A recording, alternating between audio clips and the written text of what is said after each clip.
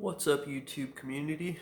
Gonna do a video today of a new shotgun I purchased at Walmart. They're on rollback, Walmart for 88 bucks. Hatfield, single 12 gauge single shot. As you can see, empty chamber. And I'm just gonna show you some accessories today and just talk about it real quick. The MSRP price is $140, even though most places you could find it much cheaper. This model, the SLG's the black receiver, matte finish, and their older models, 12 gauge single shot, they used to have silver receivers or silver plated nickel or whatever, silver colored. I'm not sure exactly what the difference is from them upgrading besides the new matte finish. 28-inch barrel, vent rib for any accessories you're going to want to add, brass bead front sight. Well, that's my cat in the background meowing. Walnut wood and checkered patterning, and as you can see, it's pretty nice for a cheap shotgun. Like I said, I picked this up for 88 bucks. And I've got $84 into accessories going on it. But like I said, action's a single shot, gauge 12, barrel length 28, capacity obviously 1, single shot, chambered for up to 3 inches, so it'll take 2 3/4 and 3, can go no higher. I'm pretty sure you could probably use shorties too, which are I think 1 3/4. The weight of it is 5.5 pounds. It actually weighs less than one of my 22 rifles, and choke configuration fixed mod.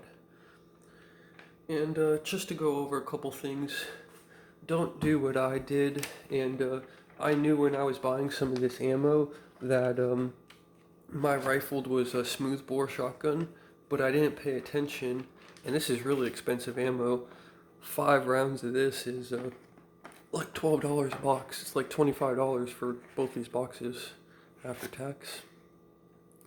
And actually this shotgun will probably shoot it perfectly fine, and it would be safe, and I don't think it would mess up the barrel from as far as research as I did. But as you can see, it's 4 rifled barrels, and this Hatfield 12 gauge single shot is not rifled.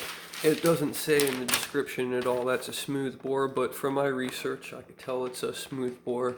And even though from what I've seen online, people saying you could shoot these, I'll probably just save them, try to trade them or something, sell them, or give someone a box for free if they'll let me shoot a box or something, see if I ran a gun from the range.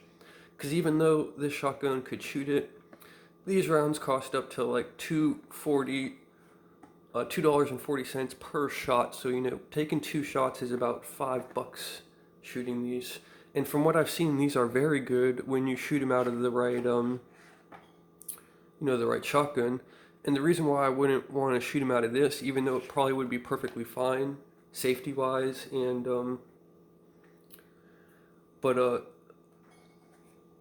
people who are shooting these out of rifled shotguns, they're telling me they're getting really good accuracy from 100, 150 yards, 200 I've heard, even 300 yards. And the difference is shooting them out of this gun is you'll probably start losing accuracy at 20 and 30 yards.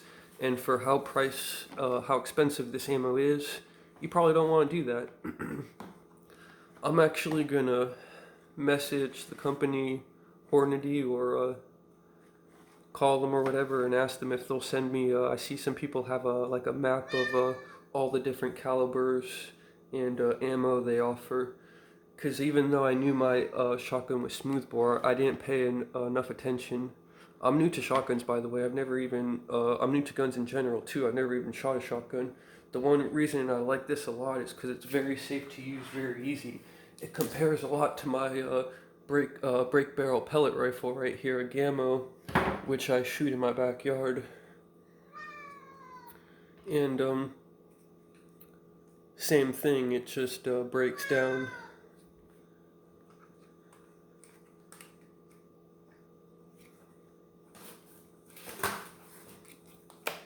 To break it down, you don't even, there's no trigger, nothing, it just actually breaks. But I'm not going to pump it all the way, because the difference is with an air gun, when you break it all the way down, there's an air piston in there, and I'm pretty sure it chambers it with air, so. But there's other better videos online. I did some work cleaning it when I first picked it up. I tried to darken the walnut finish on it with some wood finish. One side came out a lot darker than the other. I'm probably going to go back over it. And then I added some boiled linseed oil, let that dry, and some Renaissance wax. Usually I don't go this far out, and this was really expensive, $25 a bottle, but I see people use this for like really high-end woods who are into woodworking, furniture. They'll use it for expensive musical instruments and whatnot. But anyway, back to the ammo. I'm gonna message Hornady, and I know it's, not their fault or anyone else's but mine for, not knowing, but I'm gonna see if they'll send me a poster that a lot of people are getting for free, because I plan to buy, much more ammo for different firearms, and, I don't want to make the mistake. A lot of people are saying just shoot it. To me, it's better to try to probably sell it or trade it. But moving on, some more accessories I picked up. A drill-less sling and a fiber optic True Glow. What I like about this one, it's non-magnetic. It'll bracket on, all metal construction. I'm pretty sure it's fitted for 1/4 quarter vent ribbed barrel. And for $5 at Rural King, I picked up a tactical flashlight. Has 200 lumens, 3 light modes. I just put it on with some electrical tape and zip ties. If I had longer zip ties, I could probably get away without using the duct tape, but I couldn't get away. Just to show you real quick, it is pretty decent to me too. As you can see, there it is.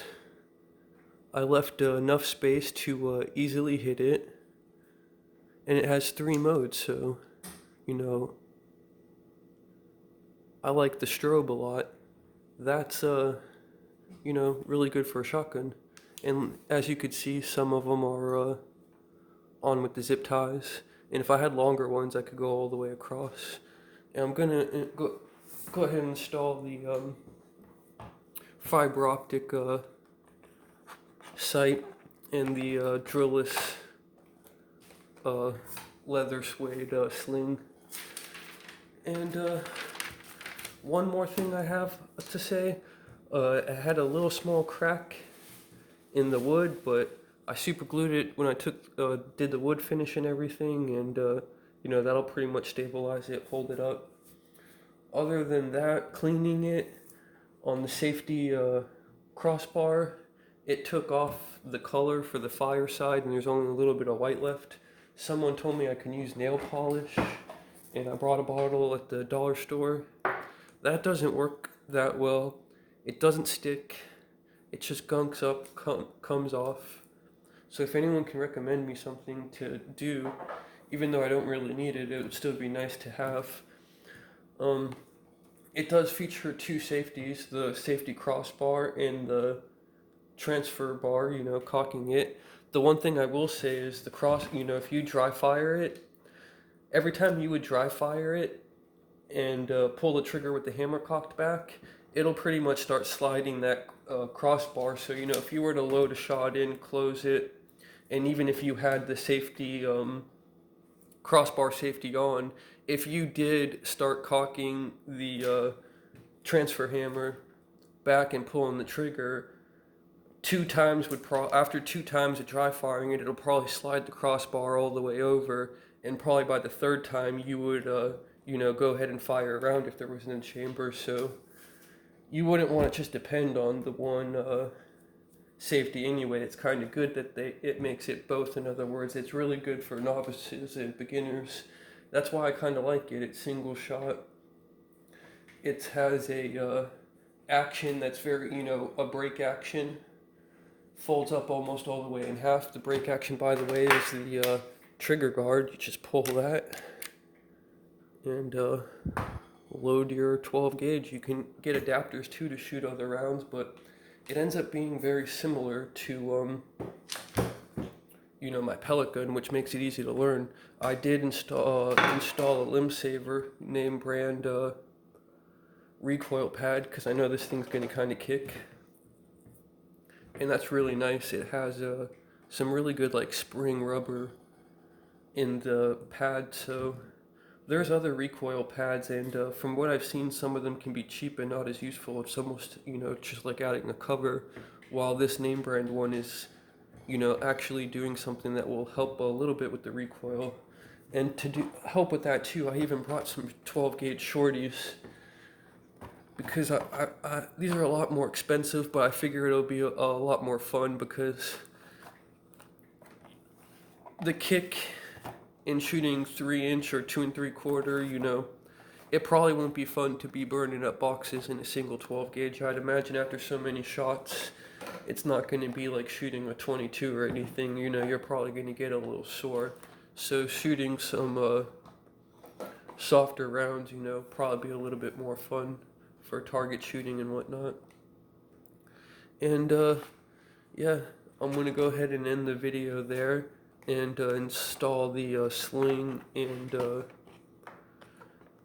the fiber optic sights. I'll probably post some pics online, or maybe do a short review after everything's installed, but that's my video on the Hatfield SGL single shot shotgun. Hope you guys have a good day, YouTube. Peace out.